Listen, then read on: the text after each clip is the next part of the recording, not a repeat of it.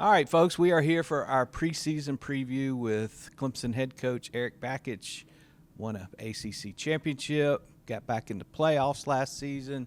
Now we've got bigger and better goals for this season. Coach, let's start by talking about you've got some new faces, transferred, freshman signees coming in. Talk about some of the new faces that Clemson fans are going to see that might make an impact this first season. Yeah, we have a lot of talent. Nick Schnabel, our recruiting coordinator, Jimmy Bellinger, our pitching coach. They have Griffin Mazer, our other assistant. They have just completely gone out and pounded the pavement, targeting the very best of the best. So it's a nice blend of grad transfers. For the first time, we took 2 undergraduate transfers. We've never done that before. And then a bunch of high school kids. And the blend of all of them, we feel like is given us a real chance. A chance, by I say chance, I mean we have no excuses why this can't be a team that can put a championship product on the field and be a team that, if we get hot at the end, should compete for all of the big goals at the end of June.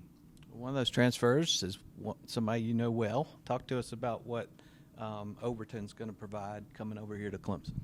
Yeah, Jimmy Obertop is a great hitter, catcher, hitter. Played first base, has also DH. He's just a great leader, great kid.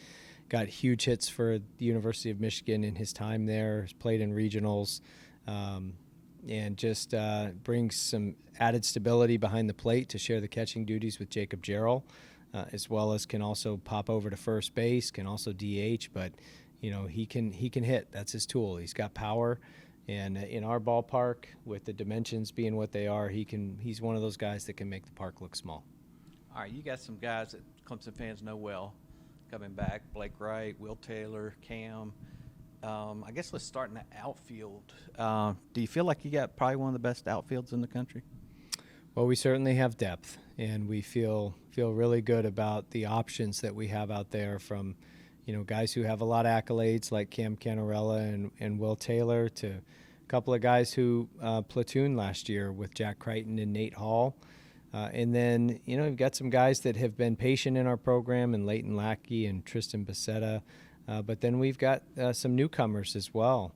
One of them being Devin Parks, who, looks like he's got star potential with his speed and power combination. He's a very dynamic player, but we feel like we've got quite a few interchangeable parts in the outfield, and just another guy as well as Alden Mathis, who is a transfer from Richmond, who was drafted 2 years ago as a left-handed pitcher and a center fielder.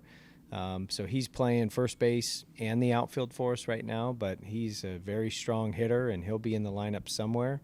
But he's got the versatility to be in the outfield or in the infield. So we do have some pieces that can move around. We do have some depth. It's a good problem to have. Rather have those issues than not. But keeping everybody happy in the outfield is going to be a real challenge. All right, let's talk a little bit about the infield. Obviously, you got Blake right there, and you got some key pieces coming back.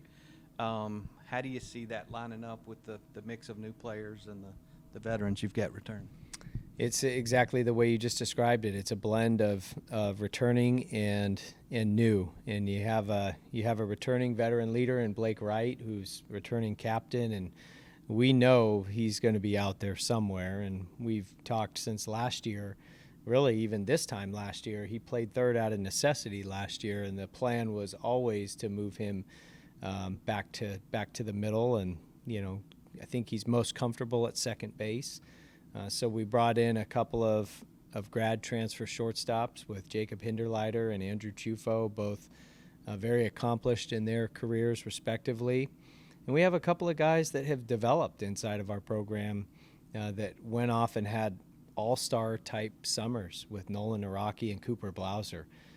2 very good hitters, very good players that are factoring into the equation as well. And then you have, much like Devin Parks, you have a dynamo superstar in the works, in the waiting, who will be a household name of Clemson baseball in the future, and that's Jaron Purify. He is an explosive, awesome player as well, and will factor in this season. So it's it's one of those, again, where depth is a good thing. It creates some issues, but they're good problems to have, and trying to figure out the musical chairs of being able to keep guys happy and keep them engaged and keep them into it. So that'll be one of the threats of not being able to spread the playing time around evenly, but we do like our options. We feel good about the position player core group, and we know that there's probably 13, 14 guys that are going to be vying for over 90% of those at-bats. All right, as you know, pitching is key, especially in the ACC. Every weekend you're facing incredible pitching. You've got some key pieces coming back, Gordon, Barlow, healthy. Talk to us about some of the key guys you've got coming back, some of the guys that had big summers, and then some of the new faces that you think will kind of, like the infield, kind of put those pieces together. Yeah, so is for the depth that we have on the position player side, we feel like we have even more on the pitching side. So again, we may not have the guy who throws 100 miles an hour as of like right now. There's probably some guys that have that in their future. But we feel really good about the options that we have for the starters as well as experienced relievers. So starters, there's guys who have started in our program and have had good performances as a Tiger. You've obviously, the easy one to point to is Austin Gordon, who's a Team USA invitee. Ethan Darden, spent a lot of time as our Friday night starter last year. Tristan Smith has started in the rotation, has pitched high leverage on the back end. He looks poised to make the jump to a weekend starter this year. Billy Barlow has started, like you mentioned. Joe Allen has started. Both of those guys are significantly healthy and improved. They both had some bumps and bruises over the course of last season, but both look healthy and look great.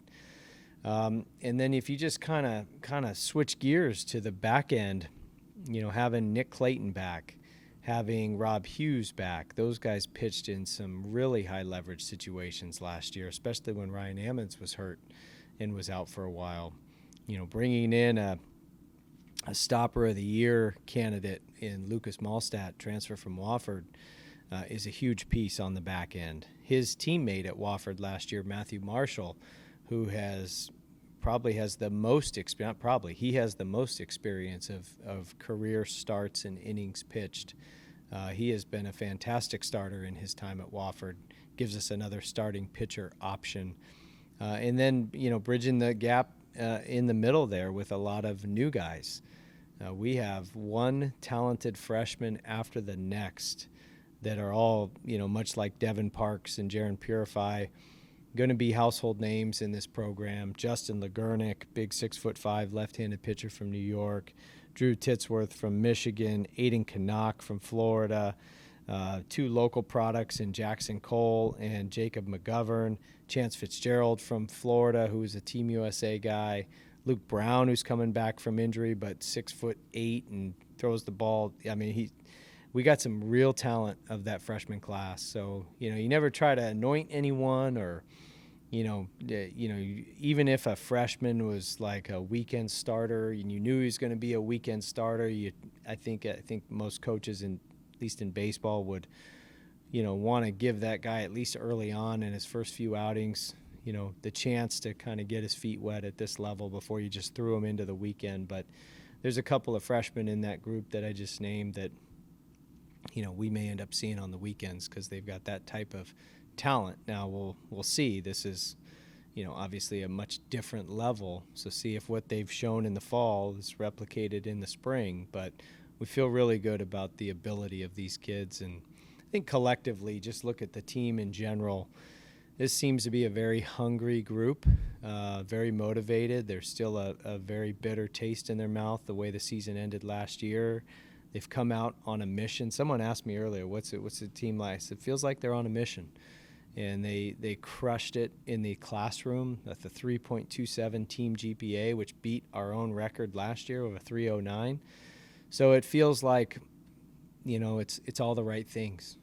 So you never want to get, you don't want to put too much out there, but it feels right.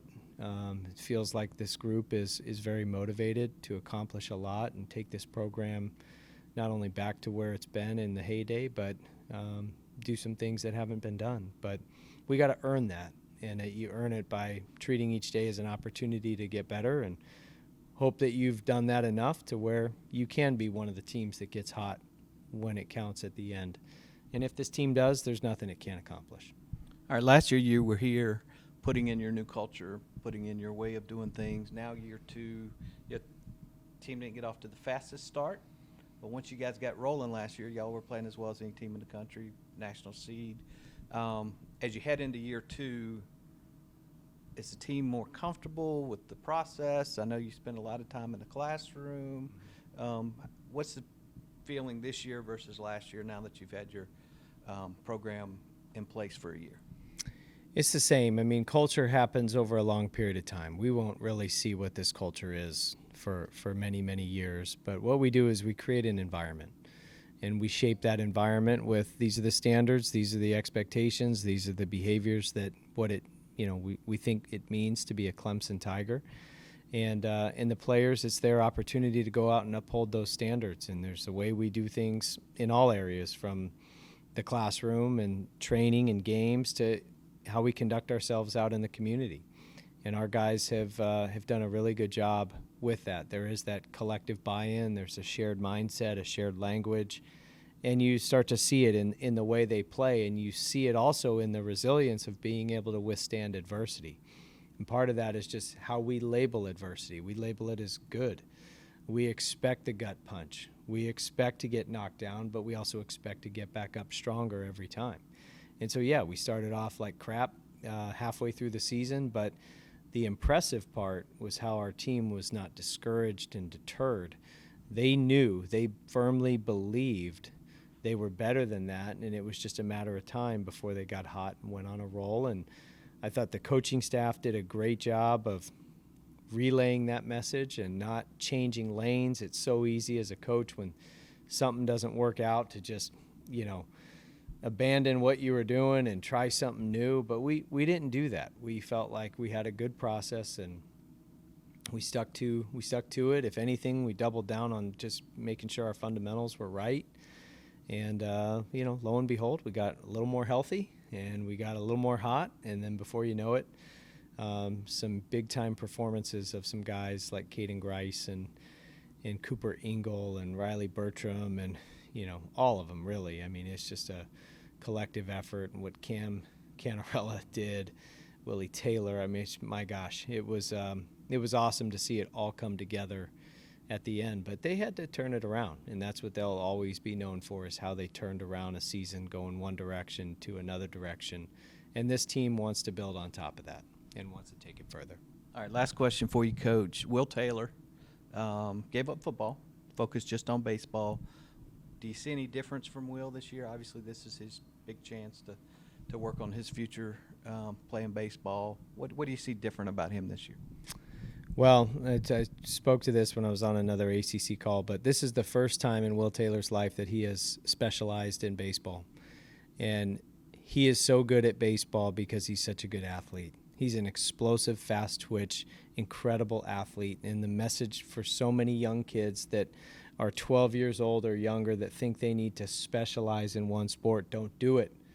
Sports sample like Willie Taylor did. He was a wrestler, he was a baseball player, he was a football player, and he's become an awesome athlete. So sports sample to kids at a young age.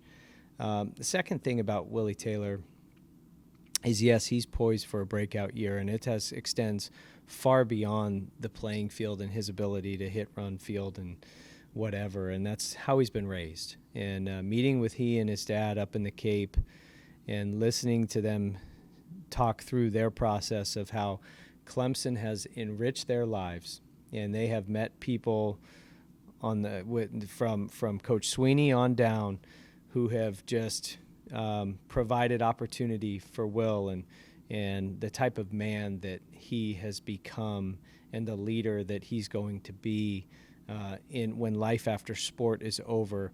There was a lot of gratitude in what they were saying and how Clemson has enriched him. And so for him, they were willing to give up his full scholarship in football with the recognition that baseball was going to be his future. And coming off some other conversations and just looking at this national landscape where there is to feel like there can be this money grab, especially in the transfer portal, and you got this family saying, we're not looking for a handout. This is what's right. This is not only what's right for our son, but we appreciate the opportunity that we've gotten at Clemson, and there's value in that. And it may not be in dollars, but he's gotten a lot of life value from this. It's going to make him a better person, and who knows what that could do to his future earning potential applying those life lessons. 10x any NIL deal. But Will Taylor and his family are on zero scholarship dollars right now. And it's a throwback. It's a throwback to a generation of people that, put their focus on giving versus getting. And so I'm very excited for Willie T and what he's going to be to our team and how he's going to continue to serve this Clemson community and wear that Tiger uniform with a lot of pride. And look forward to him not only having a great season with us, but know that his best baseball is ahead of him, and he's got a very bright future. All right, Coach, thank you very much for taking time to give us a little preview, and we'll look forward to seeing you guys out there on the field in about a month. All right, thanks, Robert. Let's do it. Go Tigers.